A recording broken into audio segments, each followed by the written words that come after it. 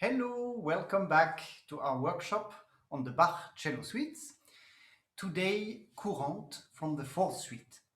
And my guest is the wonderful young star of the cello, Nicolas Altstaedt. He will be with us in about 15 minutes to talk about our dear cello suites.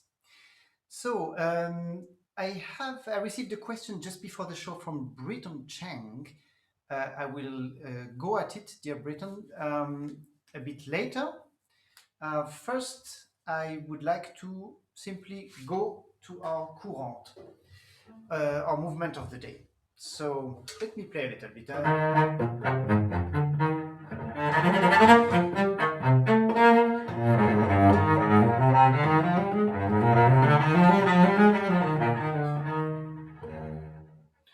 So what's striking about this exposition, this first presenting of the movement of the character, is that Bach works with three elements which are quite contrasting.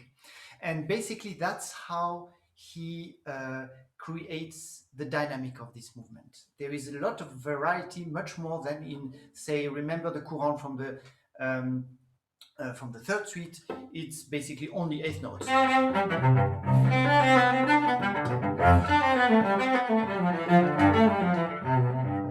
Only eight notes with a lot of life and a lot of variety. But in terms of the rhythm and the motive, it's really only eight notes, like Bach loves to do it. In this one, absolutely the opposite. We start with a motive of eighth notes, which we'll repeat a bar later. So a very simple little cadenza. And in between, he inserts these very dynamic sort of rockets of 16th notes.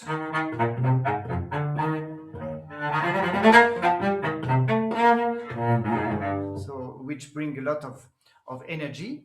And immediately after these 4 bars, he starts a much more melodic motif of triplets.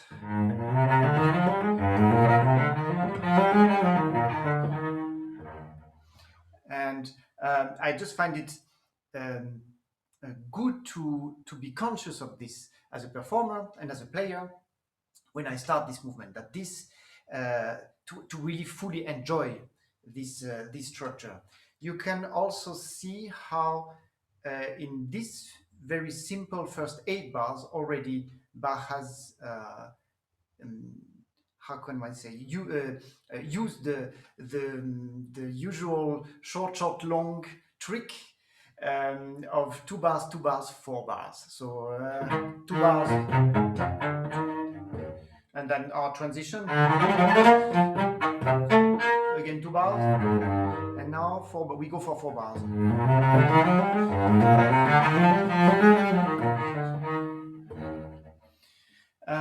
From there, we go on with this exchange between the 16th note, the rocket motive, and the 8th note. First modulation.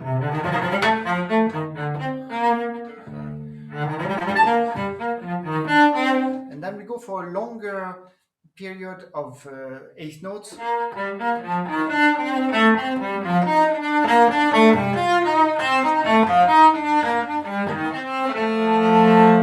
To really fully enjoy and indulge in our modulation towards B flat major. What I find interesting here is the bar structures as well, that we don't have the usual 4 or 2 or 8. We have actually more or less a series of 5 bars from there. 2, 3, 4.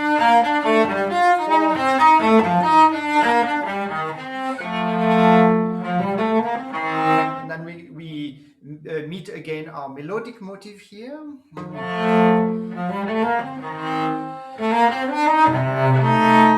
And here Bach does, he construct tension and opening by getting the two voices away from each other and growing this way. And the next one, if it had been on the piano, he would have gone even further in the register. Now, because it's on the cello.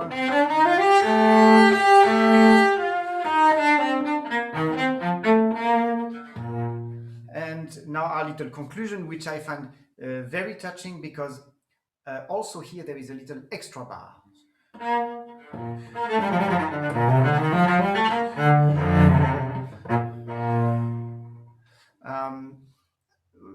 So you might wonder which one I consider the extra bar.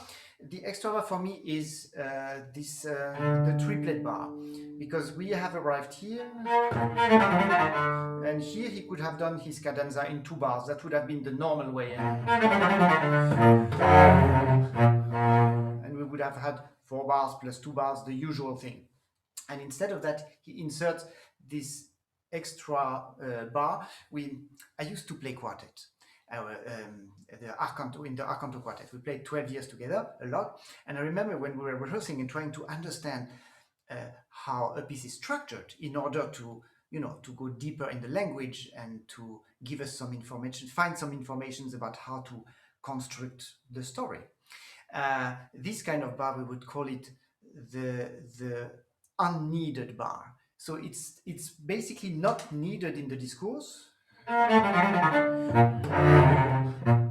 That could have been another composer would have done this. And Bach inserts this unneeded bar, and because it's unneeded, because it's not necessary, it's particularly beautiful.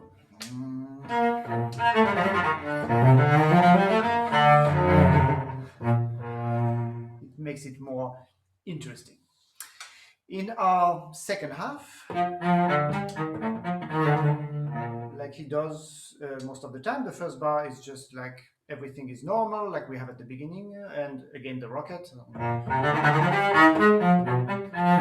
Modulation to C minor. And then from here, he immediately goes to a very long passage.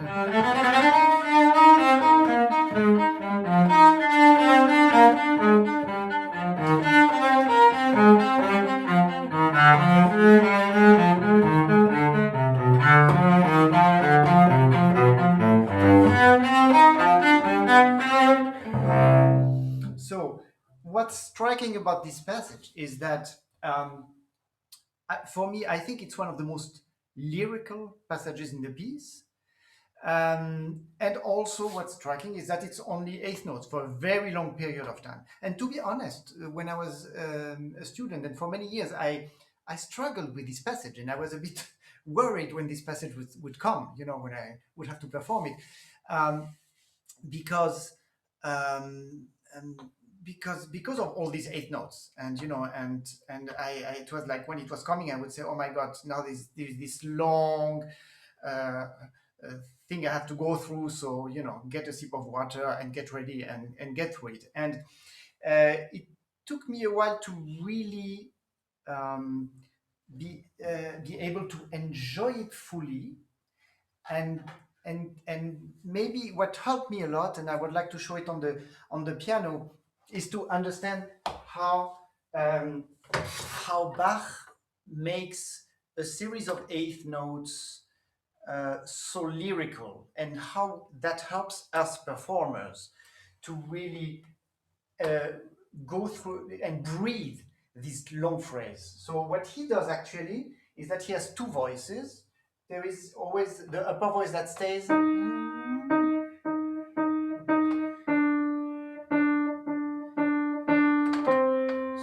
that goes always 2 bars and stays there. And underneath we have a bass line that, sorry. Yeah.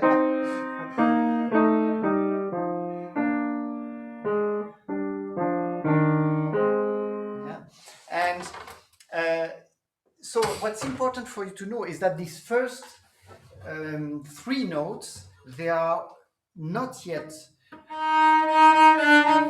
a dialogue between the 2 voices, but it's just an ornament of the upper notes. So it's basically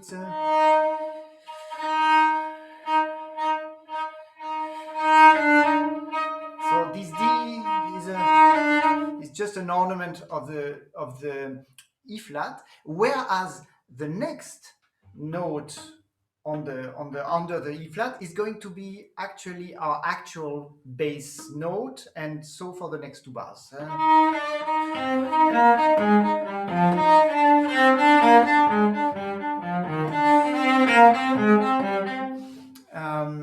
And remember, that's where you have to remember Anna Belsma's trick. If I play on the beats, the upper voice and the moving line, the bass line is only played after the beat. That's an encouragement to give more contact and more singing quality on the beats.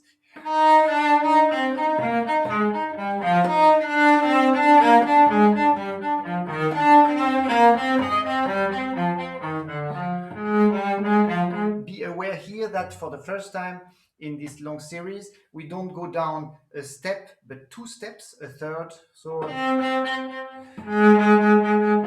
and we will for the remaining.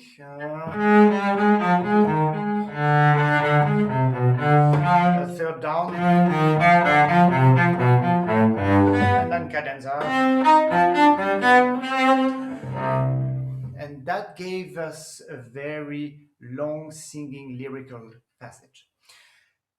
After this, he does a sequence like he does very often, which is so.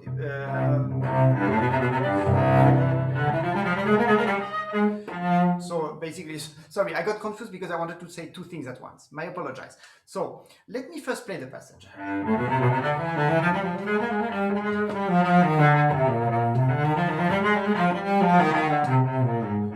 And before I go on, let me stop here. So what we have is, in terms of motives, it's a dialogue between the 16th note motif, the rocket motif, and the lyrical one. So basically the two most contrasting ones. But where I find important to know that the bass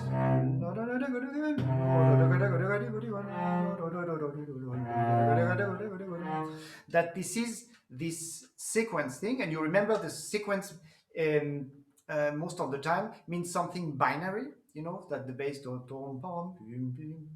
so, and here we are helped, of course, in this binary quality because the motive is also binary. So on our left foot we play the 16th note, on our right foot we play the triplets, the descending triplet. And one thing I want to attract your attention to: don't get fooled by when you see like, you know, like the passage before, where one can easily get fooled. Oh my god, 9 bars, 11 bars of 8th notes. Here, don't get fooled by, oh, okay, it's 2 bars of 16th note. I'm sorry, I get confused.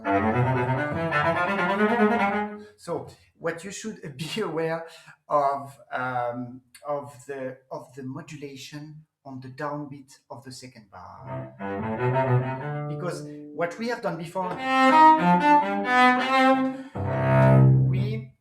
Bach doesn't specify it, but obviously we are in the C minor mood because we were for the whole passage before. So what we hear,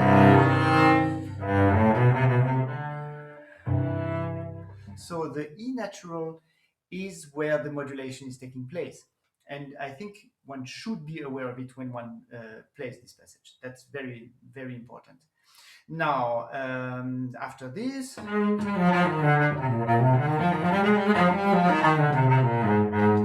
again here, 2 bars of 16th note, but be aware that there is a bass note, that there is another chord on the next downbeat.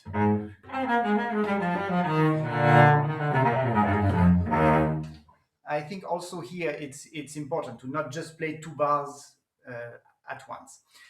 After having done this, we have arrived back home with all of this after this lyrical passage, after this playful moment between triplets and 16th note, and we have come. So we could finish here, do a final cadenza or something, or what Bach does, he offers himself a last very playful moment.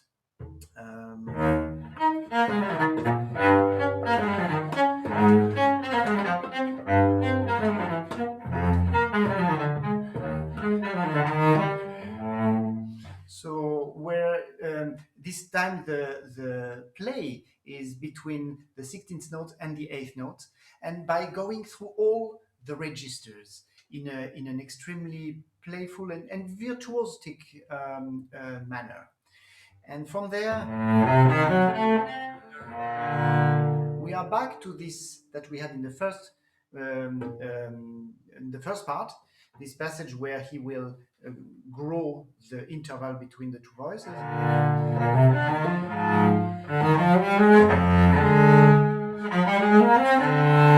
Until here, it's the same as in the first part,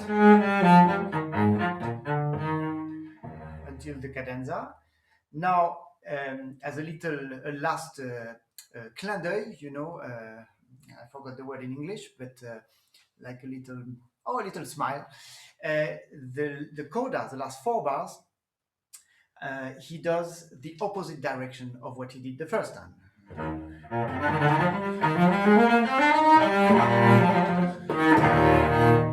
As if you remember in the first part, when we arrived here, and then we just went down.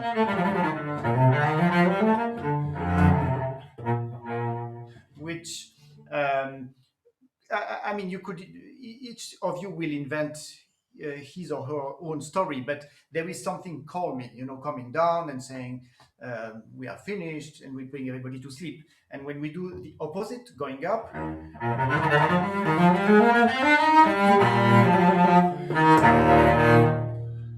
it brings a more uplifting character and dynamic at the end of the movement. This is it for our movement. Before we go and ask Nicolas a question about the Bach suite, I want to go to the question that Britton Chang sent today, and here are his questions. Dear Mr. Queyras, I have 2 questions. The first one is, how do you find the changing rhythm between each movement of Bach? What are you usually thinking when you are in the small break between 2 movements? So, which is a very good question. Thank you very much, dear Britton. So, it's a good point. So, this passage of silence between 2 movements, I think these are indeed, it's a very good question, because they are very important, these moments, because there are a lot happens there. One thing is, first my suggestion is first take the time to look back, or to just listen to see how things finish unrolling in your head after you played the last note.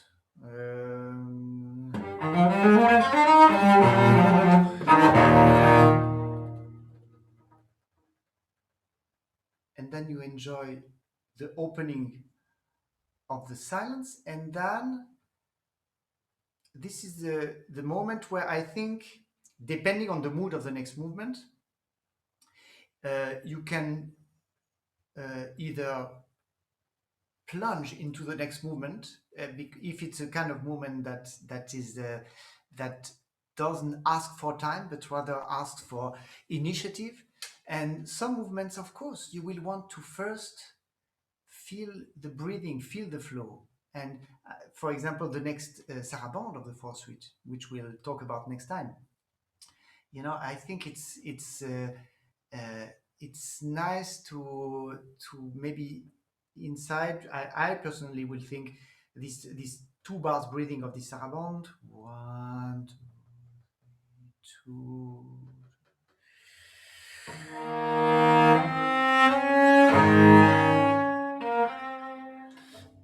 To have the flow before I start playing. There are some movements, though, where I really enjoy sort of almost not having an interval. I will give as an example, the example that comes to my mind now is the end of the sarabande of the 1st suite and going into the menuet, for example. So when we get to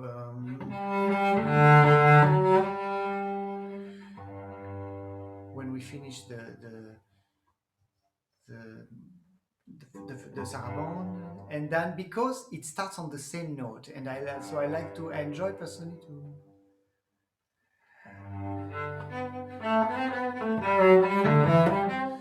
So this space, the connection between these two Gs, between the last G of the sarabande uh, of the first suite and the minuet that comes after, I find is something. It's a beautiful relationship between these two movements, and I like to sort of almost bridge it, but leaving some time for the sarabande to really finish, also in the silence. So I hope that makes sense. There is silence, but there is no stop. There is no break in a way. So this much to the question. The second question is a more general one that you sent me, dear Britton. Which one is the most challenging for you and why? Personally, definitely the fourth and sixth suites are the most challenging one. The fourth one because of all these extensions, and the sixth one because it's not written for four strings, so it's always a challenge to do it on four strings. But that's also a question we can ask our guests. So here is my paper. Dear Nicolas, are you there? Can we? Hello, hello. How are you? Nicolas, wonderful to see you. Wait, I will move this a little bit. Thank you so much for taking the time. I know that you are running everywhere. We see you on all the greatest stages of the world, and you are such a busy man. So thank you for taking the time. Thank you. Nicolas, well, first I want to tell an anecdote before we go to our subject, to our viewers, that the first time I heard you, it was in a competition in Stuttgart. And I was teaching in Stuttgart at that time, and we had this Dominic prize. And you came to the competition, and of course, you won the prize, and you absolutely stunned each one of us in the jury. And one of the things that I remember is you playing the sarabande and the jig of the fourth suite, and it was so already you were at that time probably, I don't know, something like 23 or 24 years old. It was so compelling, the breathing of the sarabande and its discourse, and yes, I have to confess, the speed of the jig, which was so fast. I've never heard it so fast again in my life, but it made sense. It was like a cavalcade. It was taking us, and it was absolutely amazing. So, and since then, everything each occasion I've had to hear you confirmed why I was so impressed back then. So, Nicolas, well, first about this little question by Britain. Do you want to say something about it? Is there a suite that challenges you more, or at some periods in your life where there are some moments where you had more uh, challenges with one suite or the other? Of course, no, I very much agree with you. I mean, it's 4 and 6, definitely.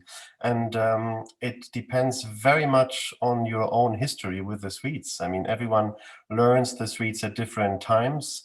And once you get into a suite and you get hooked into one, you start performing it, of course. And for me, it was at the beginning, of course, the first 2 suites when I was small. And then for me, it was very much the Testament was for me number 5, and I got so hooked to number 5 that I couldn't stop playing it. And for me, I wanted to dig deeper in it and explore it. And then I kept playing just number 5. And then until very recently, you won't believe it, but just 3-4 years ago, I thought this cannot go on like this, and I have to play all of them. I mean, I cannot spend my lifetime without dealing with the rest of the suites. And I got myself into 3, 4, and 6. And 6 has always been a problem because I refused since very early to do it on 4 strings.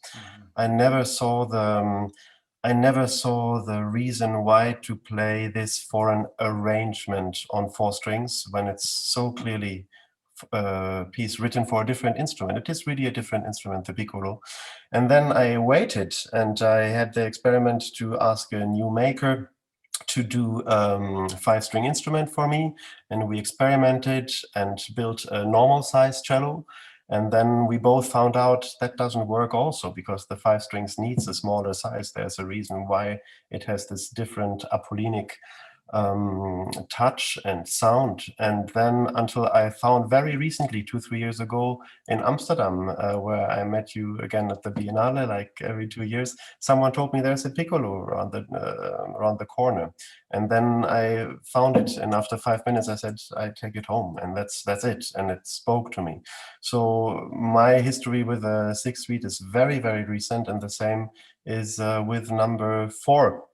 And number 4 is always, it's the only suite I would say I really have to play a lot right before going on stage to get into the stretching, into the feeling of this E flat major where it is, because it's doesn't feel as natural as all the other tonalities on the cello.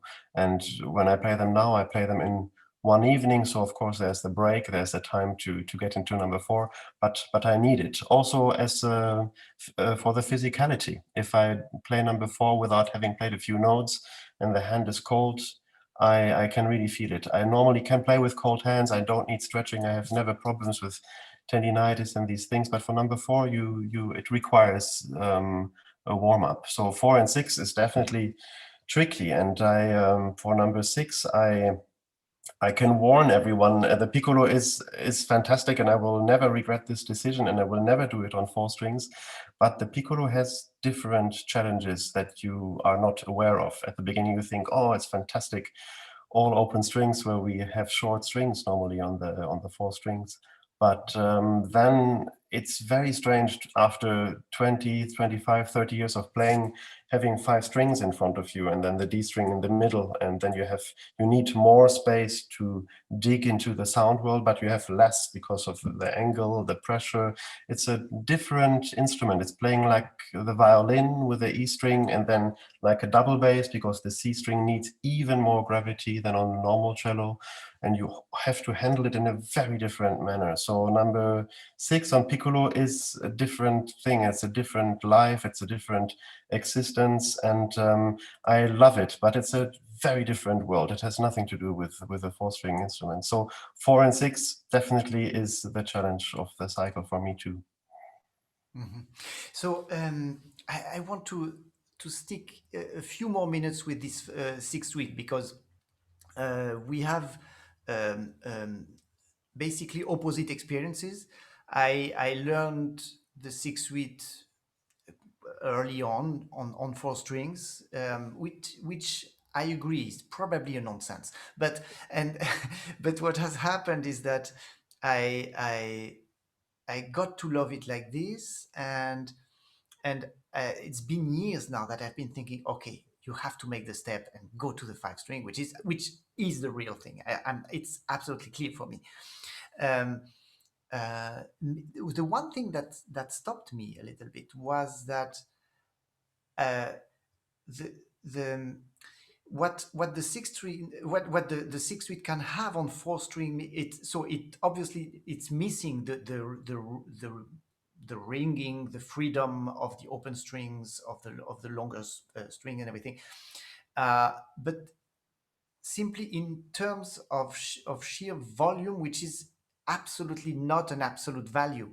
But on this, I had the feeling.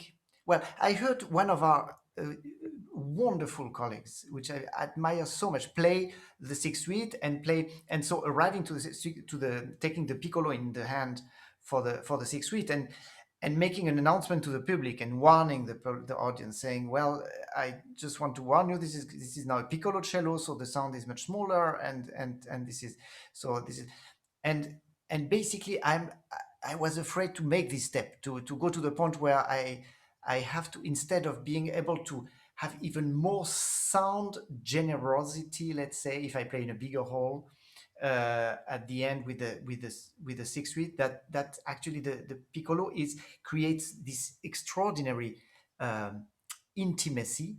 But but so tell us about this. Have you ever in concert felt, in certain acoustics or something, felt, yes, this is the real thing. This is beautiful and everything. But in terms of sheer projection or volume, it's quite challenging. Yes, but I think I have to say it very much depends on the instrument. I absolutely understand, but I think we have to keep in mind that you and me, we have played hundreds and heard hundreds of four-string cellos, and we see the difference of quality and what it needs to have a healthy and complex and enigmatic cello. And the piccolo has problems just from the physicality, and that's why it doesn't exist anymore. I think that's why the history stopped there. First because of Boccherini, and because he managed to get the cello somewhere where at that time they didn't believe it would be going. And the piccolo has the problem that we have more tension on the instrument because of 5 strings. And that's why E and A string sounds very open normally, and then gets very difficult and very muffled to speak and be very clear on the lower strings because too much tension, and you need more precision, more grip, and that's very difficult to get. And the first piccolo cello where it really worked out, talking about colleagues, a very dear friend of mine who made a fantastic recording of the cello suite, Sebastian Klinger from Bayerische Rundfunk. It's a wonderful recording. I recommend everyone. And there his father made a piccolo cello for him. It's a new one. That sounds absolutely fantastic. I borrowed it a few times until I thought I can't do this. I need an own cello for me at home to practice. But then until I found this old one in Amsterdam, I thought, okay, that's it. And of course, then it depends, of course, what you want to devote yourself in, what kind of sound world. I was thinking, for example, what do I do with the piccolo now? Do I, am I going to play the arpeggione on it? Or am I going to do this? And then I thought, after playing a few bars arpeggione, I thought, no, Schubert is not written for this piccolo. It needs a very, very different touch. It needs a very, very different sound. But for number 6, I like this to follow the journey of Bach, being an experimenter and going to number 5, tuning down, going in the abyss and into the dark corners of the instrument, changing the whole sound by just doing this coloratura, and then adding this 5-string, and you get this childlike Apollinic voice, innocence that works so much with these visions of when it gets very folk-like in Gavotte 2 with the hurdy-gurdy and the simple folk elements like we have in the Goldberg at the end with the quodlibet, and it becomes somehow, you have the impression you get to the table and there's something so pure and innocent. It's something that you really get on the piccolo, and then I think that's the way to go, also to explore the journey Bach goes. That's quite extraordinary to imagine where would he have gone afterwards if there would have been another cycle. So I'll give you the cello I found, and you will have it. I would love to try next time we meet. I would love to try it, absolutely. I suppose so. You play it now mainly or only even on gut strings now that when you play the cycle? Actually, no. It's a very strange story. So I grew up. My history a little bit with cello and everything is I had a Baroque cellist as one of my first teachers when I was 9 years old, and he was playing the St. John's and Matthew Passion, and he was playing Baroque cello, and he had cut strings. So I grew up with this world and with this world of style and articulation and rhetoric, and I was always hooked to it. But then my way learning the cello, doing competitions, and went also the standard direction. I was always with steel, and I always felt I'm missing something. And speaking of Anna Bilsma, who says, Die Stahlseite, it's von gestern. The steel string is from yesterday. That's for conservative people. The gut string is the real deal. So always when I do recordings, I go on gut strings. So Carl Philipp, I did on gut strings, Haydn Sinfonia Concertante, and And if I do once the recording with Bach suites, I will do definitely gut strings for sure. And once I am on gut strings, I don't want to leave them. I don't want to change them again. I think I should stay on this. It feels like the real deal because you have a different physicality. It's much more, I mean, you know it so well. You need such a different way of precision and handling of the string, and also the needs of the left hand become so different with having the overtone and overtones and nuances you have with the gut string. So you don't want to really go back on steel. But then, as you know, the common life is different. There's one day you play a DTU that day and a Xenakis that day, and then maybe a Brahms sonata, and then in between you have the Bach suites, and then I think, okay, I will go with the steel. So I stay with steel strings. I have to unfortunately admit, but I always tune down to 415 because I feel much more comfortable with that tuning. I have the impression that cello is breathing and it is not struck with this tension, and I always tune on 415, and you get used to it. And I also do it in between pieces when I change the program. I remember there was once a few months ago, BBC lunchtime, you know, these Wigmore BBC lunchtime things, and I was playing Du Tillieu and Bach. And I played a Bach suite, then Du Tillieu, and then Bach 5 at the end because I thought that was the right order. And you have a minute, 2 minutes in between when they are talking. And I thought, absolutely, I'll go for 415. So I tuned 415 down, and then in these 2 minutes you can do up to 440 again with Du Tillieu, and it works. It's fine, and it's not a big deal, and it's worth it. I think it's absolutely worth it. I have to tell a story because. I have been with lots of admiration watching some of the series you just did, and you were talking with the same love about Anna Bilsma. And I went once to Köthen and had a masterclass with him. It was in 1999. And then he gave a concert, of course. And I always remember when he was playing the fifth suite in concert, and you arrive, he played with scordatura, of course, and you arrive to the last chord of the overture, and then you go into the fugue, and it's written already, the chord is already written in the 3/8 bar, and you, whatever time you take, but you can take it also as a first bar of the fugue. And I got almost a heart attack because he decided in concert that it was not tuned well enough, and he tuned in these 2/8 notes quickly the G string and continued. And I thought, wow, if he can do that, then we should be much more at ease with changing strings or being flexible with these. Yeah. He didn't respect the Rostropovich rule, forbidding to tune on stage, you know. Oh, probably. Yeah. Wow. Yes. So, now more in general, Nicolas, because you have such a versatile, broad repertoire, playing really, really, really, truly, all genres, all styles, all epochs. How obviously our Bach suites, they are are this incredible thing that happened, that came in our life. I mean, the life of the cello world, and out of nowhere almost. But I don't know. How do you see them? How do you see this? How the way Bach took this challenge and made this masterwork, or what does it tell you, and how do you relate to it?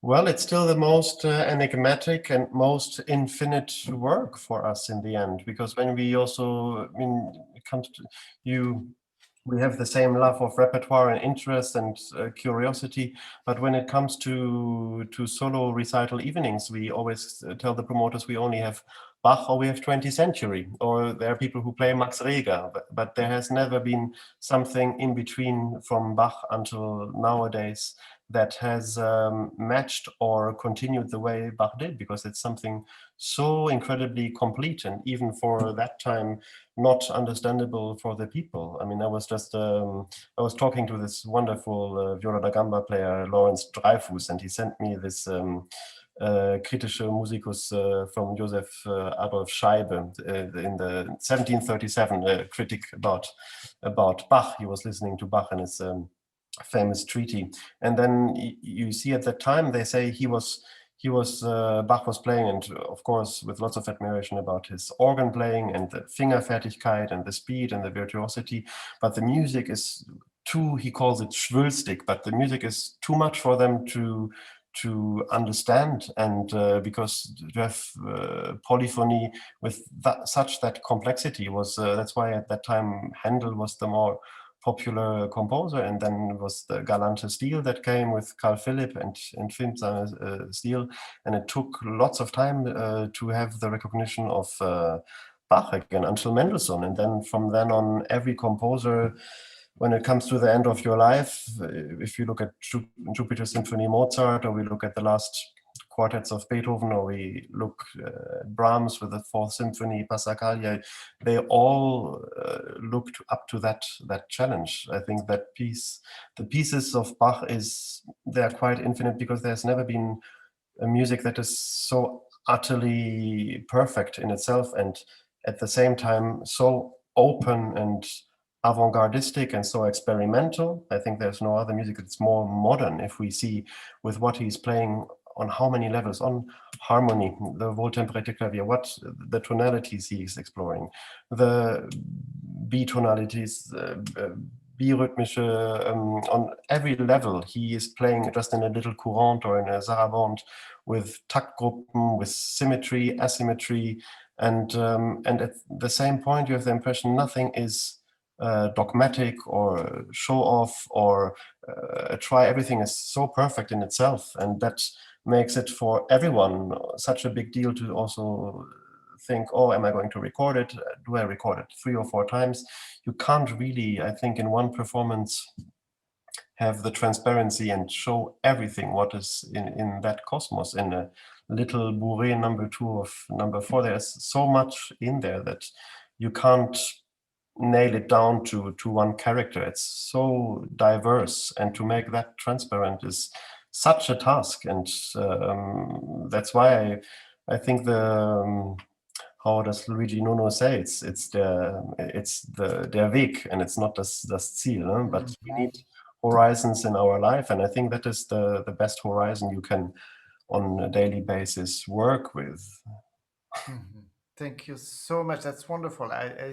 We'll take this with us from your words, Nicolas, that in the Bach suites, I think that could be a nice motto for us, cellists, indeed, to say that the way is the goal. So yeah, probably.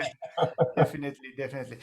Thank you so much, dear Nicolas. Wonderful to listen to you talking, and I look forward to the next time to listen to you playing and to exchange more on music. Thank you, Nicolas, and thanks everybody. See you next time. Now, I don't dare to say next week, because in the recent weeks there have too many times I've had to postpone, and I'm not sure we'll be able to have an episode next week. But anyway, I will post on my social media when the next episode will be, and we'll talk about the Sarabande of the Fourth Suite. So thanks everybody. Good night and stay healthy.